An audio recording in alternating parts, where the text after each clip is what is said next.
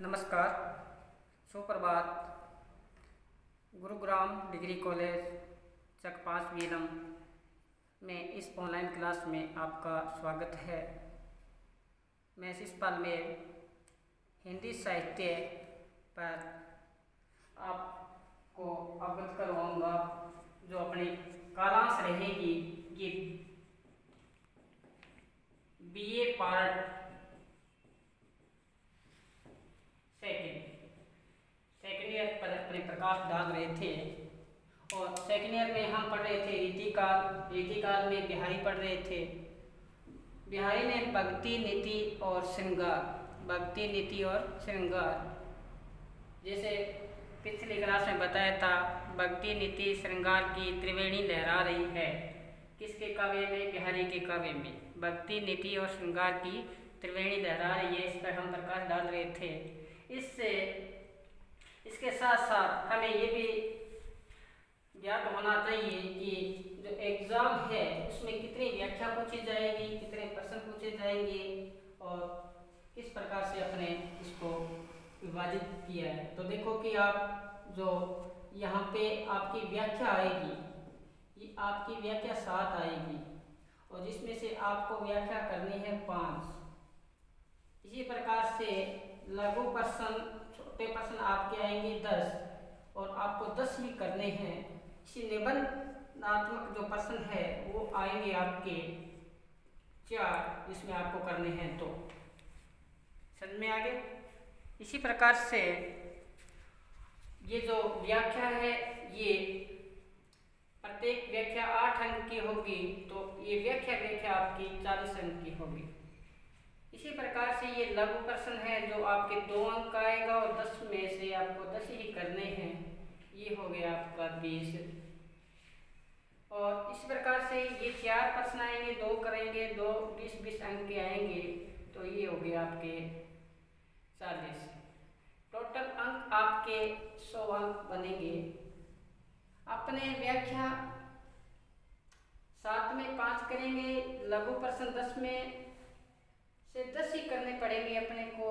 ये लघु प्रश्न पूछ जाएंगे, 20 में छोटे छोटे प्रश्न आपसे पूछे जाएंगे।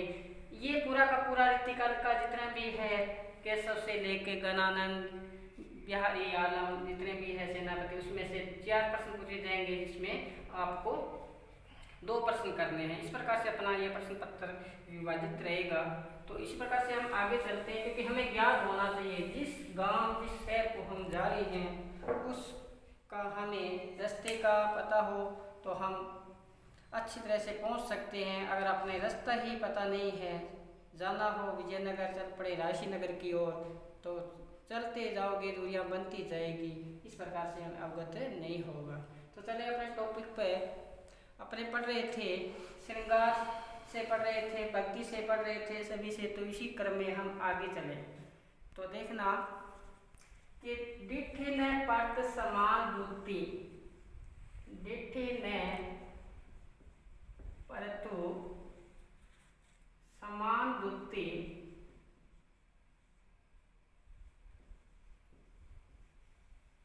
कनक कनक सौगात, कनक कनक सौगात। ये बिहारी है, ये लक्षिक वर्णन किया है अतिशयोक्ति अलंकार में कि डिठि न परतु समान दुति, कनक कनक सौगात। कि आगे क्या बताया? डिठि न परत समान दुति, कनक कनक सौगात, भूषण कर कर्कश लगे, भूषण कर कर्कश लगे। देखना, भूषण कर कर्कश लगे, परसी पिछाने जात, परसी पिछाने जात। नायिका का लक्षिक वर्णन किया है, इसमें बताया है। नायिका का रूप सौंदर्य का वर्णन किया है कि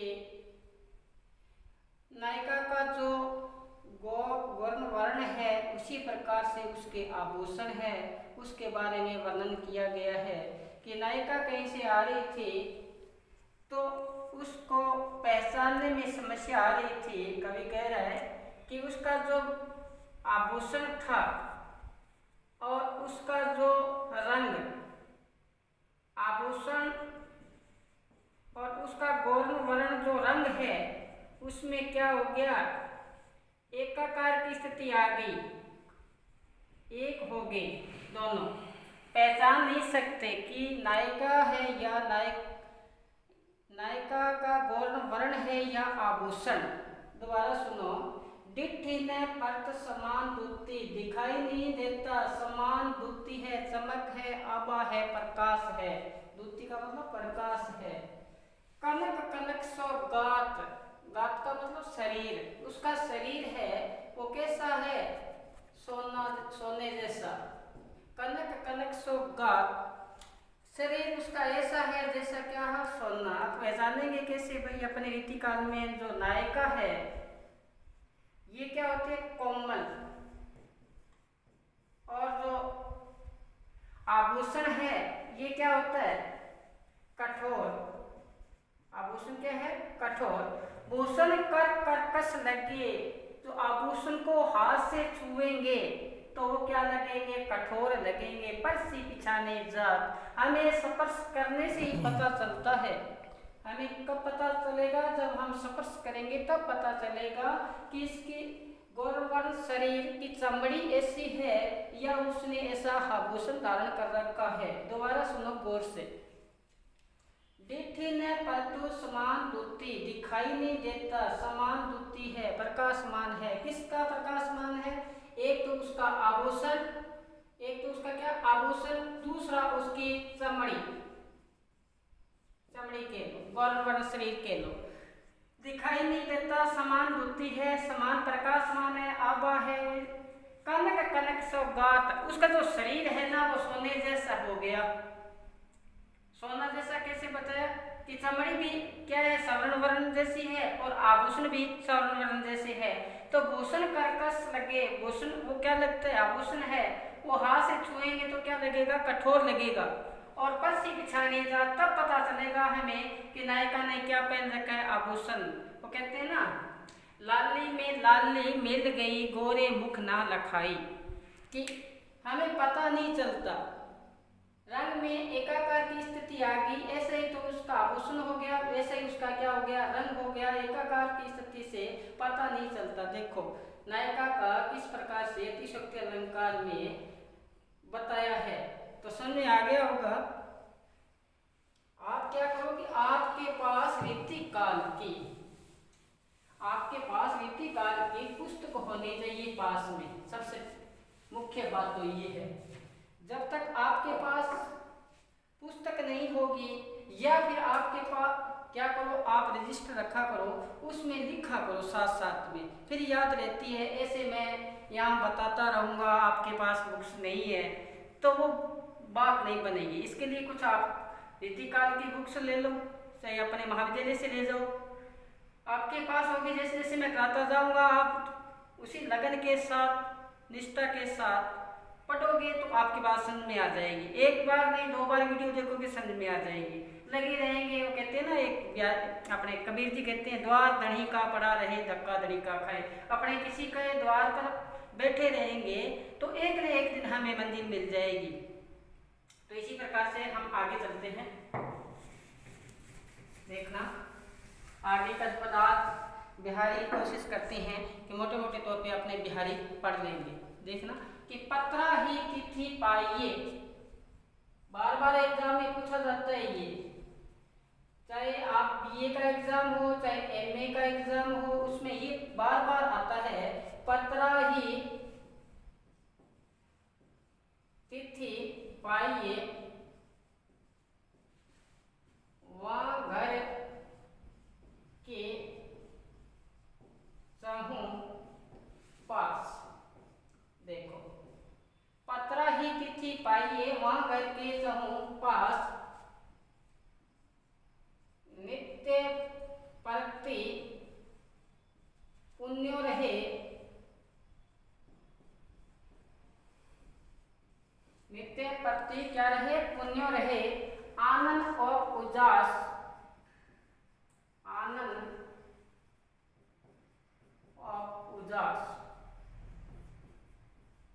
एक एक पद बड़ा ही गाकर के सागर भर दिया बिहारी ने कि पत्रा ही तिथि पाइए वहां घर के चौपास। 2-3 बार आप इसको पढ़ोगे वैसे ही आपको ये याद हो जाएंगे तो आपका प्रश्न बड़ा आएगा कि बिहारी के काव्य में भक्ति नीति श्रृंगार की त्रिवेणी लहरा रही है या बिहारी का जो दोहे हैं वो सत्सैया के दोहे जो नाव के तीर तिकड़ में छोटे लागे का करे गंभीर सिद्ध कीजिए। इस प्रकार से प्रश्न पूछा जाएगा तो ये आपको याद होगा तो अपने क्या है आपके पास धरोहर बड़ी हो जाएगी। किसी प्रकार से प्रश्न का विस्तार करने में आपको समस्या नहीं आएगी। तो क्या कहते हैं, पत्रा ही तिथि पाइए। पत्रा कौन रखता है? पंडित जी।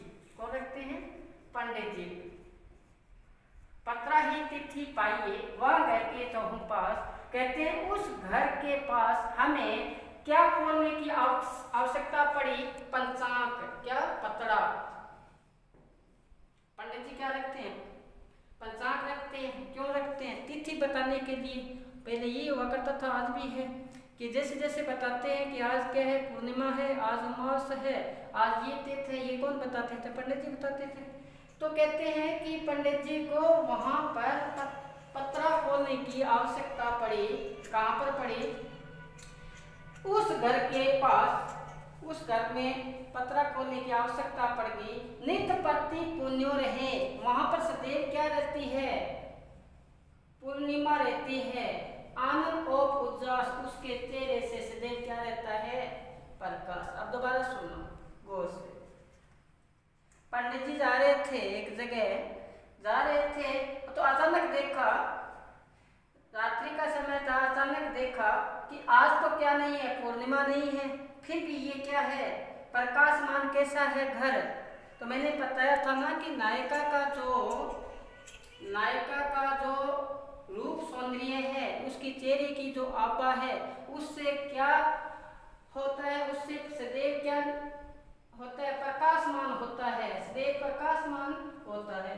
तो पंडित जी जा रहे थे, उस घर के पास ठहरे और देखा, क्या देखा? पंचांग निकाल कर, पतरा निकाल के देखा कि आज पूर्णिमा नहीं है, फिर भी इस घर में इतना प्रकाश कैसे है? फिर पता चला कि इस घर में कौन है?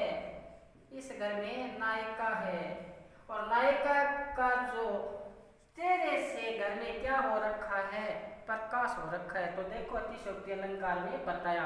अब शॉर्ट में सुनो कि पंडित जी को पत्रा खोलने की आवश्यकता पड़ गई क्योंकि उसने देखा कि आज पूर्णिमा नहीं है, फिर भी इस घर में इतना प्रकाश क्यों है?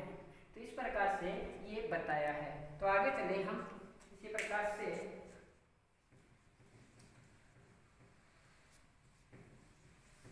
देखो आगे का पद देखते हैं।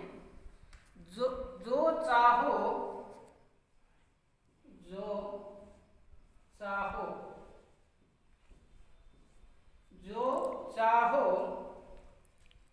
चटक न घटे। जो चाहो चटक न घटे। जो चाहो चटक न घटे, मेलो होए न मीत।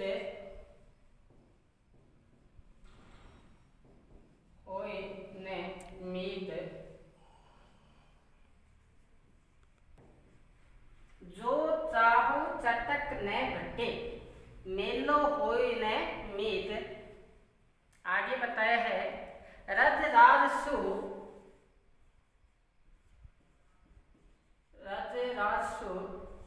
छुड़ाइए।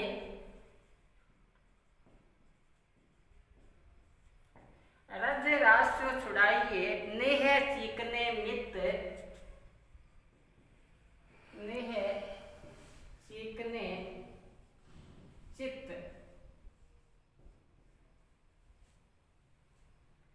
सुनिए, जो चाहो चटक न घटे, मेलो होयो न मीत। रज राजसु छुड़ाइए, नेह चीकने चित्त। चटक शब्द आया है, इसको हम चमक कह सकते हैं, हम इसको क्या कह सकते हैं, कांति कह सकते हैं, इसको प्रकाशमान कह सकते हैं। मेलो मतलब मलिन होना। रज राजसु, रज का मतलब धूल होती है, चरणों की जो धूल होती है, धूल। राजस्वी प्रवृत्ति कह सकते हैं इसको, ये हो गया। अब सुनो, नेह का मतलब स्नेह कह सकते हो। अब समझो इसमें क्या बताया कवि ने, इसमें कवि ने अभिमान न करने का संदेश दिया है। क्या संदेश दिया है? अभिमान नहीं करना चाहिए, हमें संसार में रहना है, स्नेह के साथ रहना है, लगाव के साथ रहना है, ये संदेश दिए। और क्या नहीं करना चाहिए? अभिमान नहीं करना चाहिए। अभिमान करने से अपना पतन हो जाता है, इसमें ये बताया है। कहते हैं जो चाहो चटक न घटे। आप ये चाहते हो कि आपकी चमक, आपकी कांति, आपका मान सम्मान, है ना, न घटे, कि आपके अंदर बुरी भावना का क्या न हो समावेश, आपकी अंदर बुरी भावना प्रवेश ही नहीं करे। मन क्या हो जाए? निर्मल हो जाए, पाक हो जाए, पवित्र हो जाए। आपका मेलो हो न मित, आपका मन भी मेला न हो। ऐसा अगर चाहते हो आप कि इस संसार में मेरी प्रतिष्ठा बनी रहे, समाज में मेरा मान सम्मान बना रहे, मेरा चमक बनी रहे, मेरे अंदर बुरी भावना प्रवेश न हो, मेरा मन मेला न हो, तो क्या करो आप? कवि बिहारी क्या बताते हैं इसमें, क्या समझाना चाहते हैं कि रज राजसु छुड़ाइए। रज का मतलब धूल, आप धूल की भांति त्याग कर दो किसका? जो राजस्वी, आपका राज्य, जो अभिमान है, आपकी प्रवृत्ति है, जो दूसरों को दबाने की जो प्रवृत्ति है, दूसरों को नीचा दिखाने की जो प्रवृत्ति है, उसको आप छुड़ा दो और उसकी जगह किसको काम में लो? नेह चीकनो चित, स्नेह से मन को क्या करो? चीकना करो, प्रेम से उसको क्या करो? चीकना करो, तो आपको ये उपलब्धि मिलेगी। देखो एक एक पद करोड़ करोड़ रुपए का है। आप देखो क्या बताया है, आपका मान सम्मान न घटे, आपका मन मेला न हो। इससे क्या करोगे? इससे कि आपके अंदर जो प्रवृत्ति है, दूसरों की जो गिराने की राजस्वी जो प्रवृत्ति है, उसको धूल के समान त्याग दो और आपके नेह चीकने चित्त, आपका जो मन है वो कैसा होना चाहिए? ऐसा होना चाहिए, प्रेम से भरा होना चाहिए, लबालब होना चाहिए। इस प्रकार से इसमें बिहारी ने बताया है, अभिमान न करने से और नम्र रहने का संदेश दिया गया है। नीचा इसी क्रम में हम आगे देखते हैं। आगे का ये जो दो है बिहारी का, क्या बताना चाहते हैं? गुने गुने सब कहे, गुने गुने सब कहे, निगुने गुने न होए, निगुने गुने न होए। शून्यो कहो तरो अरक ते, अरक समान उदोतु, समान उदोतु। कहते हैं इसमें बताया नाम के अनुरूप गुण अपनाने पर बल दिया है कि अगर आपका नाम है उसका अनुरूप ही आपके अंदर क्या होना चाहिए? गुण होने चाहिए। नाम रखने से अगर आपके पास गुण नहीं है तो वो सार्थक नहीं है। तो क्या कहना चाहते हैं बिहारी?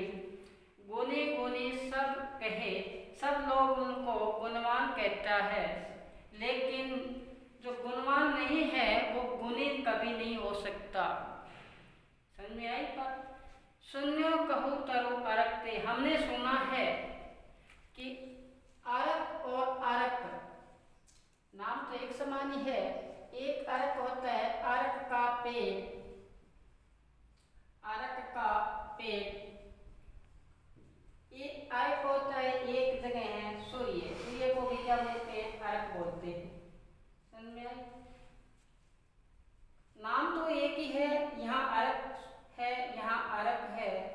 नाम रखने से कभी आग का पेड़, आग का पेड़ उदोत प्रकाशमान नहीं हो सकता। क्या नहीं हो सकता?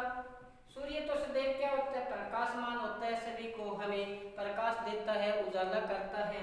लेकिन आग का पेड़ कभी प्रकाश थोड़ी करता है। तो इसी प्रकार कवि ने कहा नाम के अनुरूप नाम रखने से अंदर गुण व्याप्त नहीं हो सकते। का नाम रख दिया या लोगों ने कह दिया कि ये गुणी है, तो जब तक उसके अंदर गुण प्रवेश नहीं है तो वो कभी गुणी कहलाने का हकदार नहीं है। तो इसी प्रकार बताया कि हमने सुना है कि एक पेट होता है अर्क का, आग का पेट होता है, उसको भी अर्क कहते हैं और सूर्य को भी हम क्या कहते हैं, अर्क कहते हैं। लेकिन सूर्य से देव प्रकाशमान रहता है, आग का पेट कभी प्रकाशमान नहीं होता। तो इसी प्रकार इसमें नाम के बारे में बताया कि नाम रखने से अंदर अगर गुण नहीं है हमारे अंदर, तो हम कभी सार्थक सिद्ध नहीं कर सकते। इस प्रकार से इसमें बताया। इसी प्रकार से हम आगे चलते हैं। देखो आगे बताया है एक जगह कि अति अगाथो, देखना अति अगाथो,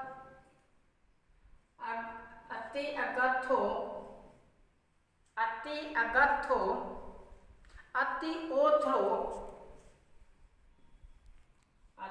ओथ्रो, अति अगाथो, अति ओथ्रो, नदी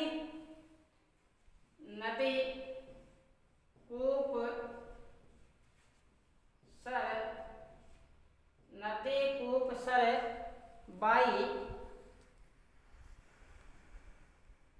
दोबारा सुनो, अति अगाथो, अति ओथ्रो, नदी कूप सर बाई, सो ताको सागरू,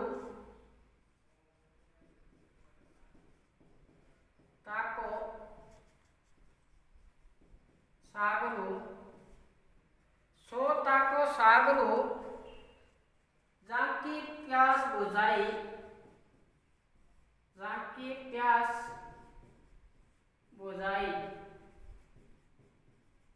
देखो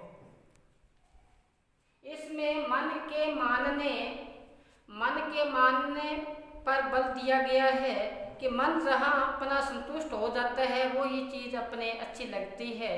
तो इस प्रकार से बताया है। इसमें कवि क्या कहना चाहता है, अति अगाथो, अति ऊथ्रो, चाहे वो गहरा हो, क्या हो, गहरा हो, चाहे वो उथला हो, गहरा न हो, क्या न हो, नदी, कुआं, तालाब और बावड़ी, क्या, नदी, कुआं, तालाब और बावड़ी, इन पे बताया है।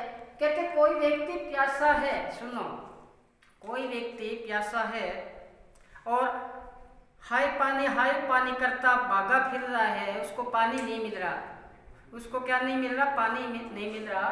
उसके संदर्भ में ये बताया है कि सो ताको सागरो, उसके लिए वो सागर है, वो समुद्र है, ताकि प्यास बुझाई, जहाँ पर उसकी क्या बुझती है, प्यास बुझती है। तो इसी प्रकार बताया है कि अति अगाथो, अति ओथ्रो, नदी कूप सर बाई, सो ताको सागरो, ताकि प्यास बुझाई। कोई व्यक्ति मैंने बताया कि प्यासा है और दर उसको पानी नहीं मिल रहा और कह रहा है कि हाय पानी करता फिर रहा है। उसको जहाँ पर उसको प्यास बुझ गई, जहाँ उसको पानी मिल गया, उसके लिए वो क्या है, नदी है, उसके लिए वो कुआं है, उसके लिए क्या है, वो तालाब है, उसके लिए बावड़ी है। तो कहते हैं मन माने की बात, जहाँ मन मान जाता है उसके लिए सब चीज वही सार्थक हो जाती है। तो इस प्रकार से इसमें बताया है कि हमें वो चीज अच्छी लगती है जहाँ पर हमारी मनोकामना पूर्ण हो जाती है। इस प्रकार से इसमें बताया है। तो आगे का हम पढ़ रहे हैं। देखो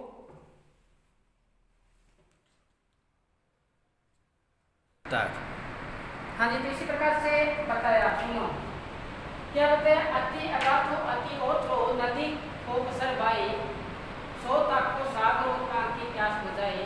तो मैंने बताया कि अगर अपने मन मानने से हृदय हमारा संतुष्ट होता है, मन मान जाए और हृदय क्या हो जाए, संतुष्ट हो जाए, तो हमें वही सिद्धि प्राप्त हो जाती है। प्यास लगी है हमारे लिए, वो ही तो क्या है, नदी है, वो ही कुआं है, वो ही तालाब है, वो ही बावड़ी है, जहाँ पर हमारी क्या बुझ जाए, प्यास बुझ जाए। प्यास बुझ जाए तो हमारा जो मन है वो तृप्त हो जाए तो हमें सिद्धि प्राप्त हो जाती है। इसी हिसाब से यहाँ पे बताया बिहारी में। इसी इंशाल्लाह हम कल इसी पे चर्चा करेंगे। बस आज इतना ही। तो घर पर रहिए, साथ में पढ़ते रहिए और रीतिकार की जो आपकी पुस्तक है उसको उपलब्ध में ले लो। आप चाहे कॉलेज से ले लो, चाहे आप कहीं से ले लो, नहीं तो आप साथ साथ में ये लिखते जाओगे तो आप क्या है अपनी मंजिल पर पहुँच जाओगे। धन्यवाद।